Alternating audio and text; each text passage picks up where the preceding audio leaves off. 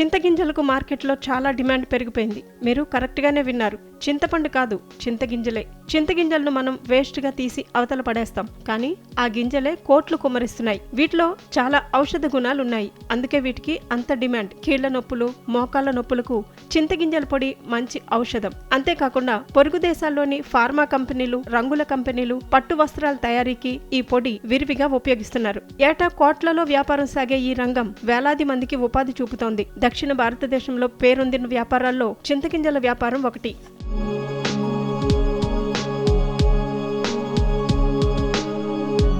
వీటికి ఏడాది పొడవునా డిమాండ్ ఉన్నా విక్రయించేవారు తక్కువ. ప్రస్తుతం చింతపండు ధరలు పెరుగుతుండటంతో చింతగింజల ధరలు పెరుగుతున్నాయి. అంతర్జాతీయ స్థాయిలో గుర్తింపు పొందిన ఈ వ్యాపారం పొంగనూరు, హిందూపురంలో సాగుతోంది. సాధారణంగా కిలో చింతగింజలు 30 రూపాయల నుంచి 35 రూపాయల మధ్య ధర పలికేవి. ఈ ఏడాది కిలో చింతగింజలు 40 నుంచి 44 రూపాయల వరకు పలుకుతున్నాయి. తమిళనాడు, కేరళ, కర్ణాటక, ఏపీ నుంచి ఈ చింతగింజలను దిగుమతి చేసుకుని పొంగనూరులో పొట్టు తీస్తారు. పొట్టు తీసే మిషన్లు ఎక్కువగా ఉండేది ఇక్కడే. ఆ గింజలను హిందూపురం, మధురై, గుజరాత్, సూరత్, అహ్మదాబాద్, వాపి, చెన్నై, బెంగళూరులో పొడి చేసే మిషన్లు ఉన్నాయి. ఒక్క పొంగనూరులో 12 మిషన్ల ద్వారా రోజు 200 టన్నుల చింతగింజలు పొట్టు తీసేసి ఎగుమతి చేస్తున్నారు. ఫార్మా కంపెనీలు మందుల తయారీలో, రంగుల తయారీకి, పట్టు వస్త్రాలకు గంజి పెట్టడానికి, mosquito coils, paper, plywood, plastic వస్తువుల తయారీకి, జూట్ పరిశ్రమలో ఈ చింతగింజల పొడిని ఉపయోగిస్తున్నారు.